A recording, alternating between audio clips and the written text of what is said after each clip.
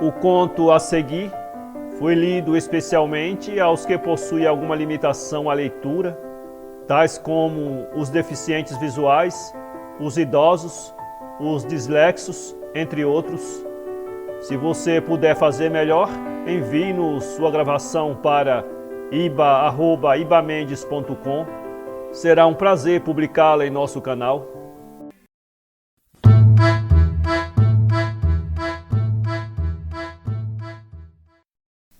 O outro, de Viriato Correia, voz Iba Mendes. Se você mercê não conheceu a Binoca, pode dizer sem pena que nunca botou os olhos em mulher nenhuma. Disse-me o Pedro Guandu de Cócoras, junto à tripeça do fogão, preparando o café. Era de noite, sob as estrelas, à beira do Tijupá sertanejo, em que nos aboletamos para dormir. A conversa havia descambado para mulheres. O Pedro Guandu vinha narrando as aventuras do tempo de rapaz e, como eu lhe falasse nas minhas, parou de soprar as labaredas da tripeça para contar daquela outra saia. Foi, com licença da palavra, a mulatinha mais danada que Deus já pôs neste fundão de terra. Um despotismo de bonita, era mesmo um alarve de beleza, o capeta da mulherzinha. Garanto que lá pelas cidades, você mercê nunca viu mulher como a Binoca. A cinzinha deste tamanho, uma miserinha de gente, mas toda carnudinha, viva, como se fosse feita para um brinquedo. Não sei mesmo como Nosso Senhor pôde botar numa coisa tão pequena, tanta beleza junta, tanta faceirice e tanta tentação. Não era mulher não, senhor, só podia ser o demônio vestido de saia. Olhe que eu tenho andado muito e já tenho visto muita santa rica nas igrejas, mas lhe juro que nunca vi seda nenhuma dos mantos das santas mais macia que a pele da mulatinha. O que eu não sei é me explicar, mas o moreno da pele da Binoca era diferente dos das outras mulatas. Era assim uma cor como de manga rosa bem madura, e no diacho do couro da bichinha havia um brilho tão não sei como, que a gente ficava supondo que ela tinha luz dentro da carne. Os olhos uns brutos assim, parecia que todo o corpo só tinha sido feito para carregar os olhos, e o que eu não pude ainda compreender é como eles, tão grandes, se podiam mover com tanta ligeireza, ora para aqui, ora para ali, ora para acolá, depressa, inquietos, quentes, de deixar a gente banzando. Foram os olhos mais bonitos que já pisaram neste mundão de serra que não acaba mais, e os diabos eram tão miúdos e tão cheios de luz, que eu hoje acredito no milagre de haver fogo aceso dentro d'água. Era ali nos olhos que estava o veneno da mulher. Se um cristão reparasse bem, notava no fundo da tentação daquele brilho uma coisa qualquer, assim parecida com febre, e que não era da terra, mas do inferno. Parou um instante e continuou. Foi numa noite, no samba do Ricardo Cururu, ali nas Águas Pretas, que eu vi pela primeira vez a Binoca. Estrelas como mosquitos lá no céu. No momento em que ela entrou, olhei para cima e as estrelas se tinham sumido todas de uma vez. A luz dos olhos dela era mais forte e as estrelas, coitadinhas, não brilhavam quanto nasce o sol. Nem gosto de me lembrar daquela noite. Eu desafiava a viola o manecão da baixada quando ela chegou, e quando ela foi pisando a chinelinha na porta, eu ia abrindo a boca para entupir o manecão com um verso. Quem disse? Fiquei de boca aberta, o queixo caído, os dedos suspensos da viola, a viola doidamente apertada ao peito. Você mercê vai dizer que é potoca minha, mas indague do Rufino Calangro, que estava presente. Fiquei com os dedos fora das cordas, mas a viola continuou a tocar. Era o baticum do meu coração que estremecia as cordas. E ela foi entrando latada dentro, risonha, alegre, toda saracoteada, com aquele andarzinho de Jaçanã vadia, estalando a chinelinha no chão, que, ao bater da chinelinha, adquiria um som como um dos sinos. Não foi perguntando quem estava de guarda, havia violas tocando, e ela, sem salvar quem estava presente, sem ao menos ir lá dentro beijar o santo, saltou para o meio da latada, a castanholar os dedos, cortando o baião. Que mulher aquela! Se Nosso Senhor visse aquele diabinho dançando, Nosso Senhor, a esta hora, era pecador como nós. Fiquei com a alma descangotada.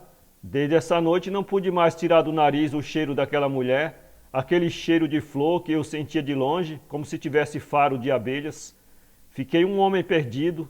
Nesse tempo eu era agregado do coronel João Bezerra, das Guaribas, o maior fazendeiro que havia por estas redondezas de sertão. Eu tinha até vergonha do dinheiro que ganhava, porque desde aquela maldita noite em que vi a Binoca, não houve empregado mais mole, mais triste e mais distraído do que eu. O coronel era um homem brabo. Quando ralhava com uma pessoa era de relaxado e sem vergonha para baixo. Mas sério, bom e amigo até ali, e eu não sei por que gostava de mim como se gosta de um filho. Não fosse isso, estava eu sem emprego. E como a cafeteira começasse a ferver, o Pedro Guandu despejou-lhe 2 colheres de café moído e continuou. Aquela mulher foi o precipício de muita gente nesse sertão. Muito homem de respeito nessa terra perdeu o juízo e a vergonha. O capeta da bichinha tinha trazido a sorte de arrastar as criaturas para a perdição. Uma vez o padre Vitório, vigário da Barra do Corda, ia levantando o Santíssimo na missa, quando a Binoca foi entrando igreja dentro, com aquele andazinho repinicado que moía e descadeirava o coração da gente. Ainda hoje, quando se fala nisso aqui nestas brenhas, todo mundo treme.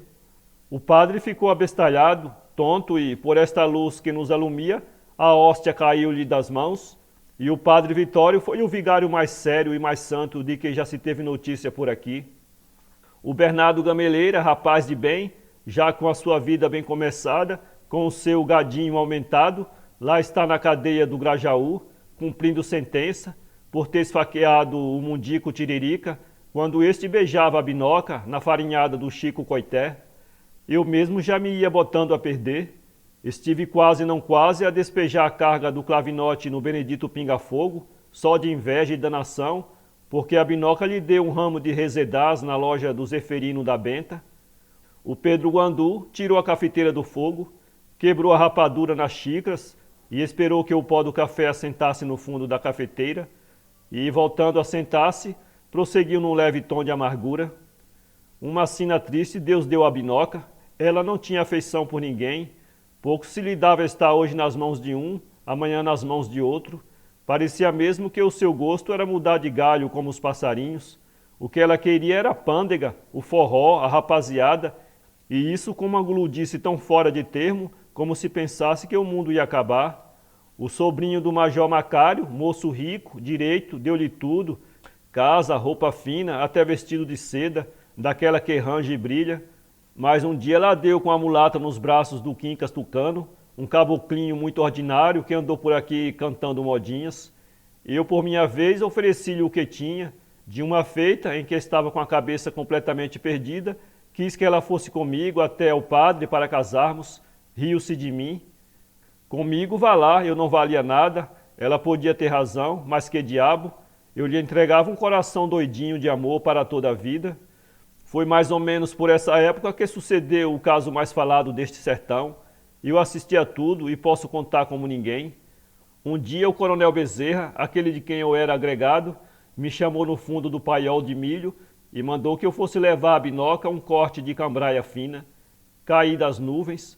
O coronel era um homem sério, de respeito, já velho, amigo da família, contra o qual, nem mesmo no tempo de moço, se tinha que dizer nesse particular de mulher. Ele me confessou tudo, coitado. Estava completamente apaixonado pela mulatinha, vinha se contendo em consideração à sua posição, em consideração à minha patroa Cia Dona Violante, mas a tentação da Binoca tinha-lhe escangalhado a alma. Fiquei com pena, palavra, fiquei com pena dele, um homem tão bom no fundo e que, mais dia menos dias, acabava na boca do mundo, metido em algum escândalo com aquela malvada. E fiquei com pena de Cia Dona, uma santa de bondade que não merecia aquela ingratidão, já quase no fim da vida. E o coronel, tremendo como uma criança, me pediu 1 milhão de vezes que eu calasse bem a boca, que não dissesse nada a ninguém, pois ele não queria dar à minha patroa o desgosto daquela fraqueza, nem ao povo do lugar o ridículo daquela paixão. Empregado é empregado, fui levar o corte de vestido, fui me roendo, já se vê, porque eu também gostava da mulata, mas empregado é empregado. Fui. Durante 2 meses o coronel visitou a casa da Binoca. Como ele tinha também a fazenda dos Matões, inventou umas reformas e ia lá, nos Matões, 2 ou 3 vezes por semana.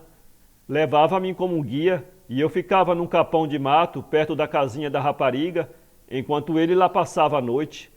Tudo isso com muita reserva, se a dona Violante não desconfiava nada. Aqui na roça tudo se sabe e até parece que a gente adivinha o que se passa na casa alheia, mas ninguém tinha a menor sombra de desconfiança. Só quem sabia era eu, ele e a Binoca. Ela, eu até me admirei, andava direitinha, comportada, decente, que eu até pensei que chegasse a sua vez de criar juízo. Por esse tempo, o filho do coronel, seu doutor Munduca, que estava em Pernambuco, formou-se e veio visitar os velhos. Quando o moço estava para chegar, o coronel me chamou de novo no fundo do paiol de milho. Olha lá, Guandu, foi ele que me botou esse apelido. Se dantes era preciso segredo, agora muito mais. Será para mim uma vergonha se o meu filho souber que eu, nesta idade, ando enfeitiçado. E calado já estava, calado fiquei. Seu doutor Munduca chegou e foi tal festão lá nas Guaribas que até hoje, quem não morreu se lembra ainda com saudade. Moço simpático, doutor Munduca, simples, alegre como ele só. Soberbia não tinha nenhuma. Quando saía a passeio, ia parando para falar com toda a gente e bebendo café na casa de qualquer pobre. Com a chegada do doutor, o coronel ficou mais reservado ainda, mas assim mesmo, quando podia dar uma escapula, zás, batia comigo para os matões, no rumo da casa da Binoca. O que me espantava era ninguém desconfiar, nem mesmo o doutor, que era um moço vivo como não sei que diga, mas aquilo não podia acabar bem. O coronel, embeiçado como andava, vivia convencido de que a mulatinha não o enganava. Eu bem sabia que ele andava errado, pois se ela trouxe a sina de ser de todo mundo. Uma noite, vá me escutando, partimos dos matões para ir amanhecer nas Guaribas. O coronel queria passar um pedaço da madrugada com a Binoca.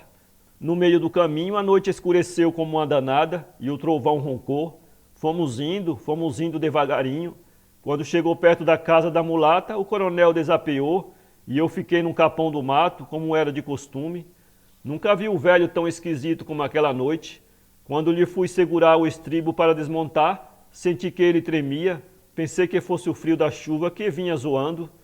O que se passou lá dentro da casa só eu sei dizer, que ele me contou tudo na hora da morte, no dia seguinte. A coisa se deu desta maneira. Ele encontrou a porta da Binoca aberta, apenas encostada, imaginou que fosse algum descuido dela e seguiu para dentro na pontinha dos pés, no rumo do quarto, para pregar-lhe um sustinho. Apalpando aqui, apalpando ali, foi caminhando, até que esbarrou num punho da rede, e devagarinho pôs-se a apalpar os punhos, quando a sua mão tocou numa cabeça de homem a dormir juntinho da cabeça da Binoca. Numa hora dessa o diabo é maior do que Deus.